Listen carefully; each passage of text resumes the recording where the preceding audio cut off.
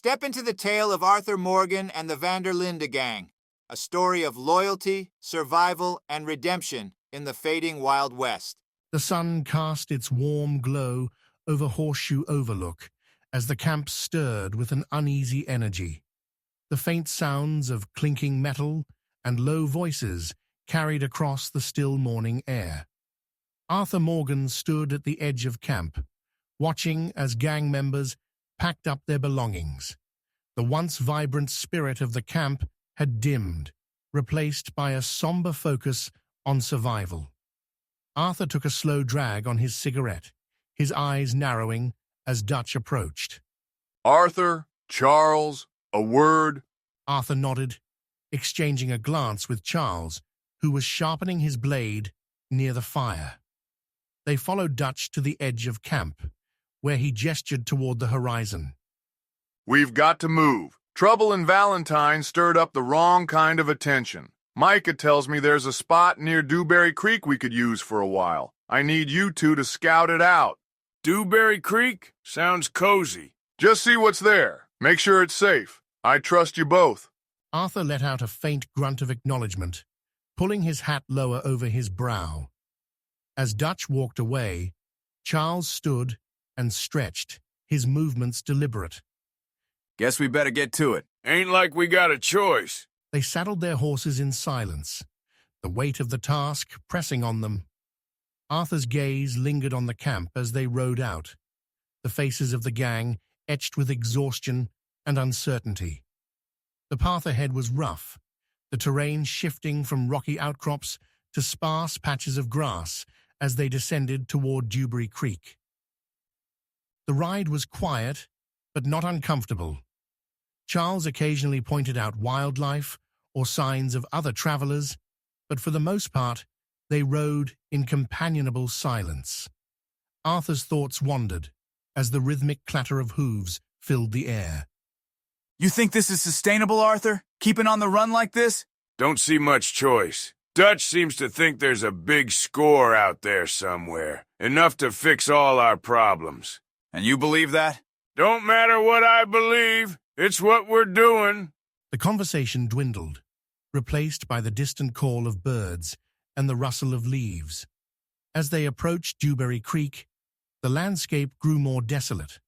The creek bed was dry, its cracked surface stretching out like a wound in the earth. This ain't much of a hideout. No, it ain't. They dismounted, their boots crunching against the brittle ground. As they surveyed the area, a faint stench caught Arthur's attention.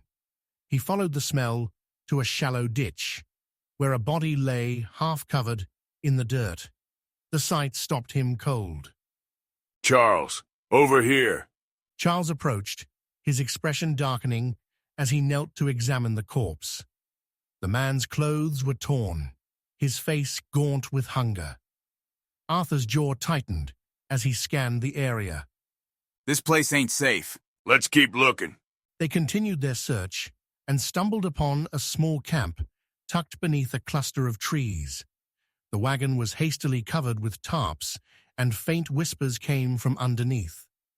Arthur raised a hand to Charles, signaling him to stop. He stepped closer, his hand hovering over his holster. Hello? Anyone there? A young girl's voice broke the silence. Please, don't hurt us. Arthur hesitated, his stance softening. He exchanged a glance with Charles, who nodded and lowered his weapon. Slowly, a family emerged from under the wagon. A man, a woman, and a young girl. They were thin and dirty, their clothes hanging loose on their frail frames. My papa. They took him. The mother clutched her daughter tightly, her eyes wide with fear. The man stepped forward, gesturing desperately, but his words were in German. The little girl translated haltingly, her voice trembling. Bad men. They took my papa. Please help him. Arthur's first instinct was to decline. His jaw tightened as he muttered under his breath. Ain't our problem. Charles stepped forward, his expression firm. Arthur, we can't just leave them like this. Arthur sighed heavily, pinching the bridge of his nose. After a long pause, he nodded. All right, let's find him. The trail was faint, barely more than disturbed patches of grass and occasional hoofprints. Arthur and Charles followed it in silence, their focus sharp as the sun dipped lower, casting long shadows across the desolate landscape. Looks like we're heading toward the lake. Tracks are fresher here. Let's hope we ain't too late. The path led them to a clearing near Flat Iron Lake. Arthur reined in his horse, scanning the area. The sound of muffled voices carried on the breeze, drawing their attention to a cluster of trees. Stay sharp. Could be more of those bandits. I'll circle round. Cover me. Arthur nodded, dismounting quietly and drawing his rifle. He crept forward, the dry leaves crunching faintly beneath his boots. As he reached the edge of the clearing, he spotted the kidnapped man tied to a tree, his face bruised and bloodied. 2 armed men stood nearby, their laughter carrying over the stillness. Didn't think anyone had come looking for you, did you? Ain't no heroes out here. Shut up and keep watch. Don't want no surprises. Arthur steadied his aim, signaling Charles with a sharp whistle. The crack of a rifle broke the silence, and one of the bandits dropped. The second spun around, raising his weapon, but Arthur's shot was faster, dropping him before he could fire. Nice shot. Let's get him untied before more show up. The man muttered frantic words in German as Arthur cut the ropes binding him.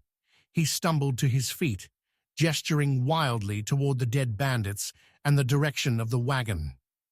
I don't understand a damn thing he's saying. He's grateful. Let's get him back to his family. They hoisted the man onto Arthur's horse and began the ride back. The rescued man gestured animatedly, his words tumbling out in rapid German. Though Arthur couldn't understand, the gratitude in his tone was clear. Seems like he's got a lot to say. You'll get used to it. As they approached the camp, the little girl's voice rang out. Papa! The family rushed to meet them, tears streaming down their faces. The man dismounted shakily, embracing his wife and daughter. He reached into his pocket, pulling out a small gleaming gold bar, and pressed it into Arthur's hands. Don't gotta do that. He says, "Thank you for everything." Arthur nodded, slipping the bar into his saddlebag. As the family's cries of relief filled the air, Charles clapped Arthur on the shoulder. Not bad, Arthur. Not bad at all. Arthur shrugged, his expression unreadable as he mounted his horse. Let's get back. Dutch will be wondering where we got to. The ride back to camp was quiet, the weight of the day settling over them. As the gang settled into their new campsite at Clemens Point, Arthur couldn't shake the image. Another chapter ends, but the story's far from over. Stick around. There's more to come in this journey through the Old West. If you enjoyed the ride, don't forget to like, comment, and subscribe to stay with us till the very end.